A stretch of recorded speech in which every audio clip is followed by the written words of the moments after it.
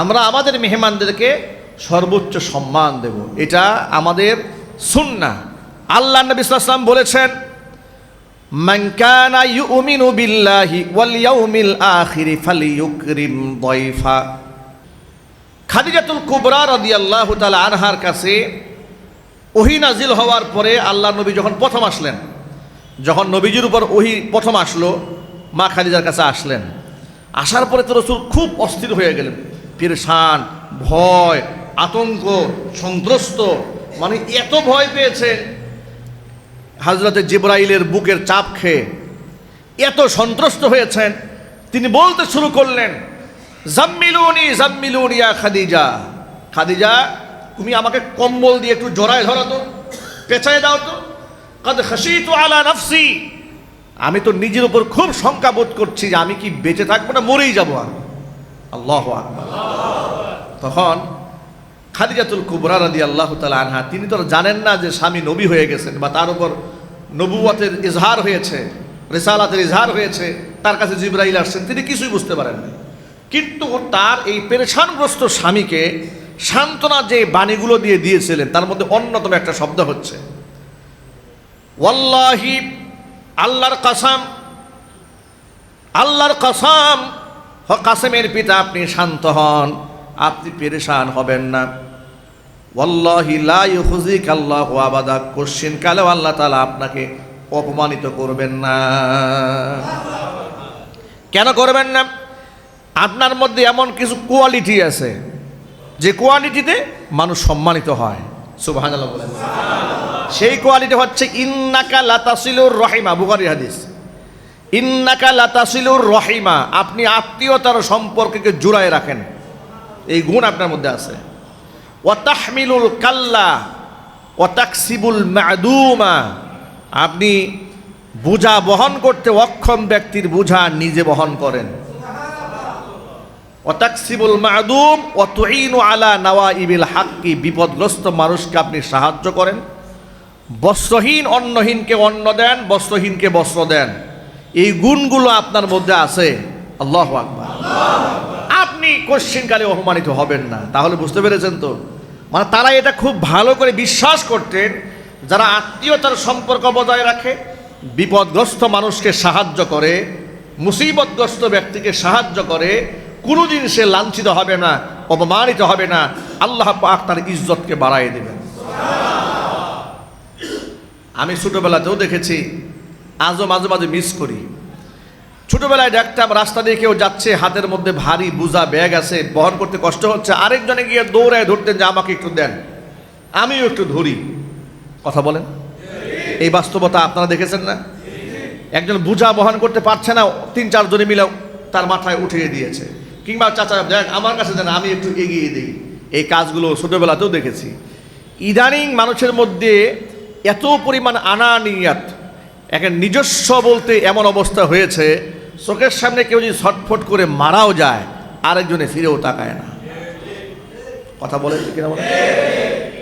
এমন কি এক লোক অটোতে উঠেছে, একটু ভারী জায়গা, উঁচা জায়গা, তো অটোওয়ালা তার মেশিন দিয়ে অটো উপরে উঠাতে পারছে না। অটোতে যারা বসে আছে তারা এমন লাট সাহেব বড় লোক, উনি যে নেমে অটো ধাক্কা দেবে তার প্রেস্টিজ ইস্যু হয়ে দাঁড়ায়। যা আমি অটোতে উঠেছি, আমি অটো ধাক্কা দেবো নাকি? আমার কি ইজ্জত সম্মান থাকবে কিছু? উনি সব চুপচাপ বসে থাকে, উনি বারবার ট্রাই করছে, উঠতে পারছে না। এই দৃশ্যগুলো সমাজে আছে না নাই? আরো জোরে বলেন। কাবা বাইতুল্লাহতে জিয়ারতের সময় আমাদের সফর সঙ্গী ছিলেন এক ভদ্রলোক, তার মাকে নিয়ে হুইল চেয়ারে করে মাকে হজ করিয়েছেন, পুরা হজের পুরা সফর। আলহামদুলিল্লাহ। কাফেলাতে আমি নিজে মাঝে মাঝে চেয়ে ওই ভাইয়ের কাছ থেকে তার মায়ের হুইল চেয়ার ধরতাম, বলতাম ভাই আপনি তো অনেক টেনেছেন, দেন তো আমাকে একটু সুযোগ করে দেন, আমি একটু আপনার মায়ের হুইল চেয়ারটা ঠেলি। আমার কাছে ধরার সময় মাঝে মাঝে প্রেস্টিজ ইস্যু হতো, তখন বুঝতাম যে আমাকে শয়তানে ধরছে। কিছু ধরেছে মানে প্রেস্টিজ ইস্যু হতো যে আমি হলাম কাফেলার আমির, আমি হলাম একটা মসজিদের খতিব সাহেব, আমি বড় আলেম, বড় বক্তা, আমি আরেকজনের হুইল চেয়ার ঠেলবো, আমার মনের মধ্যে শয়তানে ধাক্কা দিত। ধাক্কা দেওয়ার পরে আমি আমার সাথে সাথে বুঝতাম যে আমাকে ধরেছে শয়তানে। কি ধরেছে? শয়তানে ধরেছে। শয়তানে না ধরলে আমার মধ্যে এটা আসবে কেন? কথা বলেন ঠিক কিনা বলেন? এটা তো এমনি আসে নাই, একজনে নিয়ে আসছে। ওর নাম কি? শয়তানে নিয়ে আসছে। বেটা তুই তো অনেক বড় আলেম, বড় বক্তা, তুই আরেকজনের হুইল চেয়ার ছেলবি, তোর কি ইজ্জত থাকলো নাকি? তখন আমি বুঝতাম আমার শয়তানে ধরছে। এই শয়তানকে পরাজিত করার জন্য আমি বেশি বেশি হুইল চেয়ার ঠেলতাম। আলহামদুলিল্লাহ, শয়তানকে পরাস্ত করার জন্য আমি বেশি বেশি, পুরো হজের সফরে আমি বহুবার ওই মায়ের হুইল চেয়ারটা ঠেলেছি। আলহামদুলিল্লাহ। এই কথাটা বলার পেছনে আপনাদের কারণ হলো, আপনাদেরকে বোঝাবার জন্য বলি। আমার খুব ঘনিষ্ঠ এক ব্যক্তি একদিন দেখতে পেলেন আমি আমার গাড়ির ড্রাইভার সহ এক জায়গায় বসে খাবার খাচ্ছি। উনি আমাকে বলছেন, আচ্ছা খতিব সাহেব, আপনি ড্রাইভারদেরকে পাশে বসায় খাবার খান কেন? আমাকে বললেন। আমি বললাম, কেন, তো অসুবিধা কি এখানে? কয় না, ড্রাইভারদেরকে এত প্রশ্রয় দিতে নাই। কয় দেখুন, আপনি তো আপনার ড্রাইভারকে পাশে বসে খাবার খাওয়াচ্ছেন, আর আমার ড্রাইভার, আমি যে রুমে আছি এই রুমেও সে ঢুকতে সাহস পাবে না পারমিশন ছাড়া, খাবার খাবে তো দূরের কথা। আমি বললাম, আপনি কি ড্রাইভারের সাথে কোনোদিন খাবার খান না? বলে, প্রশ্নে আসে না। আমি যেখানে সেখানে যাই, আমি ড্রাইভারকে 100 টাকা দিয়ে দিই, তুই হোটেল দেখে নিবি, আর আপনি ড্রাইভারদেরকে পাশে বসে খাবার খাওয়ান, আপনার তো ওয়েট নষ্ট হয়ে যাবে, ওরা তো আপনার মাথার চোর চড়ে বসবে। আমি তখন তাকে বললাম, দেখুন, ইসলাম এটা আমাদেরকে শিখায় নাই। ইসলাম এটা আমাদেরকে যদি শিখাইতো তাহলে আমরা এই প্রাইভেসি মেনটেন করতাম। ইসলাম আমাদেরকে শিখিয়েছে, আনাস ইবনে মালিক রাসূলের খাদেম ছিলেন 10 বছরের। কত বছর? আনাস ইবনে মালিক রাদিয়াল্লাহু তাআলা আনহু বলছেন, 10টি বছর আমি নবীজির খেদমত করেছি।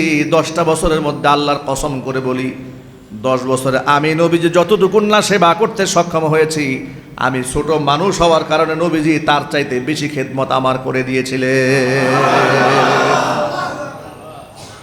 আনাস ইবনে মালিক রাদিয়াল্লাহু তাআলা আনহু বলেন, আল্লাহর কসম, 10টি বছরের খেদমতের সুবাদে আল্লাহর নবী কোনোদিন আমাকে বলেন নাই, লিমা ফাআলতা হাদা ওয়া লিমা লাম তাফআল হাদা, তুমি কাজটা কেন করেছো কিংবা কেন করো নাই। এই কেন শব্দ আমার মুনিব নবীজির মুখ থেকে আমি জীবনে একবারও শুনি নাই। আপনারা কি আন্দাজ করতে পারেন কোথায় রাসূলুল্লাহর আখলাক আর কোথায় আমাদের আখলাক, আমাদের চরিত্র কোথায় গিয়ে দাঁড়িয়েছে? কিছু বন্ধু নির্বাচনে খুব সাবধান, মনে রাখবেন। বন্ধু নির্বাচনে, কথা বলেন না কেন, বন্ধু নির্বাচনে সাবধান। কার সাথে চলবেন, কার বুদ্ধি শুনবেন, কার পরামর্শ নেবেন, চিন্তা ভাবনা করে নিতে হবে। যে কারো পরামর্শ নেওয়া যাবে না, যে কারো বুদ্ধি শোনা যাবে না। আপনাকে এমন কুবুদ্ধি দিবে, আপনার দুনিয়াও শেষ, আপনার আখিরাতও শেষ। এবার শোনেন, এর অবস্থাটা কিয়ামতে কি হবে। দুনিয়ায় তো অবস্থা শুনলেনই, দেখেন আল্লাহ পাক এই ব্যাপারে কি বলেছেন। আল্লাহ রাব্বুল আলামিন কোরআন মাজিদে এই ব্যাপারে সূরা নাজিল করে আল্লাহ ঘোষণা করে বললেন, ওয়ায়াউমা ইয়া'আদ্দুয যালিমু আলা ইয়াদাইহি ইয়াকুলু ইয়া লাইতানি ইত্তাখাযতু মা'আর রাসূলি সাবিলা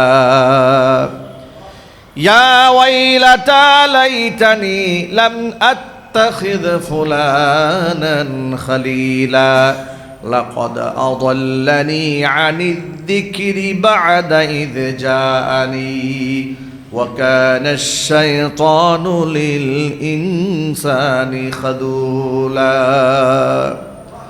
এই সমস্ত জালেম যারা দুনিয়াতে নবী করিম সাল্লাল্লাহু আলাইহি সাল্লামের সাথে এমন অন্যায় আচরণ করেছে, ওই জালেম কিয়ামতের দিন নিজের হাতের চামড়া নিজের দাঁত দিয়া কামড়াবে। ইয়া'আদ্দুয যালিমু আলা ইয়াদাইহি, তার দুনো হাত কামড়ায়া ছিঁড়ে ফেলবে দুঃখে, আফসোসে, পরিতাপের ঠেলায়। আর বলতে থাকবে, ইয়া লাইতানি, ইয়া লাইতানি, হায় আফসোস আমার জন্য, ইত্তাখাযতু মা'আর রাসূলি সাবিলা, আমি যদি আল্লাহর রসুলের পথেই পথ ধরতাম। ইয়া ওয়াইলাতা লাইতানি লাম আত্তাখিয ফুলানান খলিলা, আহারে আমি যদি অমুককে দুনিয়াতে বন্ধু না বানাইতাম। লাকাদ আযাল্লানি আনিদ যিকরি বা'দা ইয জাআনি, আমার কাছে হেদায়েত আসার পরে সেই তো আমারে গুমরা বানিয়ে দিয়েছে। ওয়াকানা শাইতানু লিল ইনসানি খাজুলা, শয়তান মানুষের জন্য সুস্পষ্ট শত্রু।